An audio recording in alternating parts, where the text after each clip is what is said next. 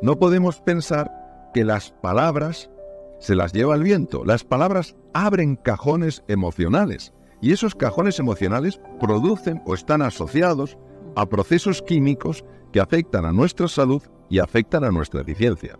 Son fundamentales las palabras que nos decimos por la mañana porque ya están influyendo a cómo vamos a vivir ese día, y son fundamentales las palabras que nos decimos antes de dormir. ¿Por qué? Porque durante el sueño se reorganiza la memoria. No nos interesa que se reorganice la memoria alrededor de pensamientos llenos de negatividad. No nos interesa en absoluto. ¿La verdadera talla de un individuo se ve ante las dificultades, Mario? Yo creo que sí. Estamos viviendo momentos de mucha dificultad y en los momentos de mucha dificultad sale lo mejor y lo peor de las personas. Porque es cuando verdaderamente nos tenemos que quitar las máscaras, tenemos que entrar en contacto con nosotros mismos y preguntarnos ¿quién soy yo o quién he de ser frente a estas circunstancias? Y la verdad es que la vida y la historia nos demuestra que esto es así. En situaciones muy complejas por las que ha pasado la humanidad, se han visto ejemplos de superación, ejemplos de inspiración que todavía nos conmueven. Doctor, ¿es verdad que si no nos gobernamos, nuestra mente nos gobernará a nosotros? La mente es un instrumento de la consciencia, cuyo anclaje está fundamentalmente en el tejido cerebral y en el tejido corporal. La mente puede ser llenada de pensamientos muy negativos que los vamos o generando nosotros o los vamos tomando del exterior. Esos pensamientos, si no somos cautos, pueden tomar el dominio de nuestra propia percepción, de la manera en la que vemos la realidad. Y cuando tomamos ese esfuerzo y ese compromiso en entrenar nuestra mente, no en juzgarnos, sino en explorar qué nos está pasando, empieza a hacerse luz en la oscuridad. Eso es la conciencia. Y empezamos a darnos cuenta de la cantidad de veces en las cuales podíamos hacer cosas mucho mejores que las que hacemos. Invito a sustituir el juicio contra uno mismo por la observación de uno mismo, por la exploración, porque cuando uno se conoce, también se comprende. Los seres humanos estamos muy en el modelo de pensar que los procesos de cambio personal, que los procesos de transformación tienen que ocurrir en un instante. ¿Y qué pasa? Que no tenemos la paciencia para seguir trabajando sobre nosotros mismos, ni la confianza para aguardar que en un momento, el más inesperado, ese trabajo aparecerá. Cuando nosotros aceptamos que los procesos en el ser humano son complejos y llevan su tiempo, tenemos paciencia. ¿Qué es la paciencia? La paciencia sencillamente es adaptarse al ritmo natural de las cosas. Y la paciencia es amarga. Lo que pasa es que su fruto siempre es dulce. Siempre me he preguntado hasta qué punto el agradecimiento puede resultar sanador. Creo que la emoción más saludable que existe es el agradecimiento, es la gratitud. Nos acostumbramos a tener vista, nos acostumbramos a tener oído, a poder hablar, a poder leer, a podernos comprar algunas cosas, a poder comer todos los días o casi todos los días, a estar más o menos calentitos. Y ya esto lo damos por supuesto. Y a veces tenemos que mirar atrás y ver personas que tienen la misma dignidad que nosotros, incluso que se han esforzado mucho mejor o mucho más que nosotros y no gozan de nada de eso. Entonces, el agradecimiento es sencillamente levantarte por las mañanas y decir, bueno, por supuesto que en mi vida no todo es perfecto, por supuesto que en mi vida hay cosas que no me gustan y cosas que tengo que mejorar. Hay tantas cosas por las que tengo que agradecer. A través de las creencias limitantes o disfuncionales, como dices tú, Mario, ¿construimos un mundo personal más estrecho, amargo e infeliz? Claro, las creencias de las que estamos hablando no son simples ideas. El filósofo José Ortega y Gasset decía que tenemos ideas y en las creencias estamos. Son formas de estar en el mundo. Si yo tengo ideas muy fijas de mí mismo, ideas muy fijas del mundo, yo estaré respecto a mí mismo y respecto a los demás, no en base a las posibilidades que esas realidades me ofrecen, sino a esas creencias que estrechan mi percepción. El gran desafío de estas creencias es descubrirlas porque están implantadas en el inconsciente. Exige un trabajo de observación, no de juicio, de exploración y constantemente dejarse envolver por la pregunta: ¿qué me estoy diciendo a mí mismo? ¿Qué me estoy diciendo a mí misma para reaccionar de esta manera? Si nos dejamos envolver por la pregunta, si tenemos paciencia, si tenemos confianza, hay una parte de nuestra mente que buscará la respuesta y de repente un día aflora la creencia y dices: anda, pero si esto es lo que yo pensaba. En el momento en el que la creencia disfuncional aparece, suele ser tan absurda que lo primero que te quedas es perplejo. A la vez te das cuenta de que es cierto, que eso ha estado imperando en tu vida. Y bajo la luz de la conciencia, esa oscuridad sencillamente se desvanece.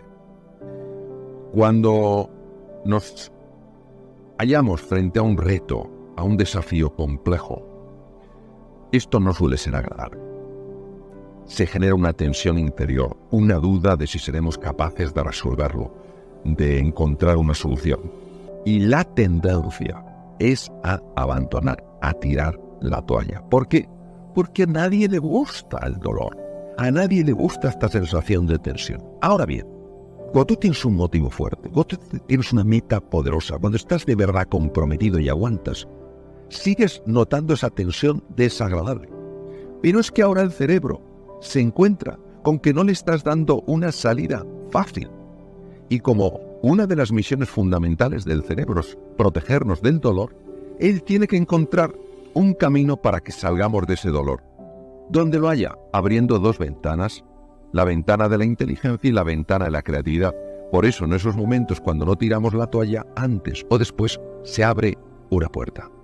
Hay muchas seducciones, hay muchas fascinaciones en las cosas, hay muchos estímulos que de entrada nos lo prometen todo, y es muy fácil dejarse arrastrar, es muy fácil dejarse seducir, es muy fácil dejarse fascinar. Por eso necesitamos esa libertad y decir: a ver, este estímulo me está invitando a dar de mí lo mejor, a crecer y evolucionar como ser humano. Y recordemos que crecemos y evolucionamos con los demás en el encuentro, no en el egoísmo, sino en el encuentro. O por el contrario, me está llevando a un proceso donde poco a poco voy a perder el sentido de quién soy en realidad. Por eso no es una vigilancia desde la angustia, no es una vigilancia desde la obsesión, desde la preocupación, es una vigilancia desde el estar alerta. Lo mismo que estamos alertas o podríamos estar alerta en relación a lo que comemos, en relación a las compañías que tienen nuestros hijos. Lo mismo necesitamos estar alerta acerca de estos estímulos. Si estos estímulos verdaderamente están fomentando el ejercicio de nuestra libertad y nuestro ideal de plenitud, o por el contrario, nos están empequeñeciendo, nos están transformando en objetos. Hay estados de ánimo que nos elevan a lo mejor de nosotros mismos. Cuando nosotros estamos desde esa atalaya, vemos las cosas con más claridad. Vemos posibilidades en el futuro que nos ilusionan y nos entusiasman. Nos sentimos más cerca de los demás. Somos más generosos. Somos más compasivos. Somos más comprensivos. Tenemos más energía, más creatividad, más claridad.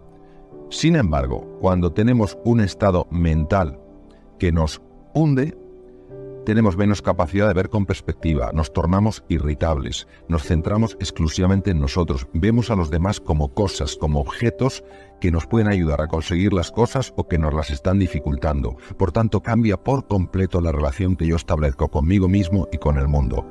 Nosotros podemos tener un impacto tremendo a la hora de alterar nuestros estados mentales. Por supuesto, las circunstancias afectan, influyen. Lo que no hacen es determinar. Víctor Hugo, una de las cosas que dijo fue que la tragedia de las personas no es que nos vamos a morir, es que no sabemos cómo vivir. Porque cuando nosotros nos vayamos a donde nos vayamos, después de estar en este planeta azul, verdaderamente nos daremos cuenta de lo que es importante en la vida. Si eso va a ser importante en el momento de morir, ¿por qué no es también importante en el momento de vivir? La vida es una escuela para recordar lo que ya somos. Y en nuestro interior, nuestro ser, es unidad, es bondad, es verdad y es belleza. Cuando buceamos en el océano de nuestro cerebro a través de la meditación, ¿qué nos podemos encontrar? ¿De qué podemos ser capaces? En mi experiencia personal hay dos grandes dimensiones que se abren cuando uno hace el viaje interior. La primera de estas dimensiones es descubrir aquellas cosas de las que no te sientes orgulloso y que están lastrando tu vida. Tienes que entrar en contacto con lo que se denomina la sombra, la parte oscura, la parte que uno se ha negado a sí mismo. Y es muy importante abrazarla, no rechazarla, no temerla, no huir de ella, no quedarse bloqueado ante ella. Porque es curioso, esta sombra no es el resultado de la maldad inherente del ser humano, sino del profundo desconocimiento de quiénes somos en realidad. Y cuando uno abraza su sombra, es decir, abraza a ese niño herido, a esa niña herida, que se ha sentido pues no suficientemente querido, que no se ha sentido suficientemente valorado, en ese momento empieza un proceso precioso que es la sanación interior, es decir, la sanación desde dentro y la transformación del corazón, porque el corazón despierta. La segunda dimensión que nos encontramos y que es verdaderamente asombrosa es una dimensión de recursos y de capacidades que jamás imaginamos que podríamos tener.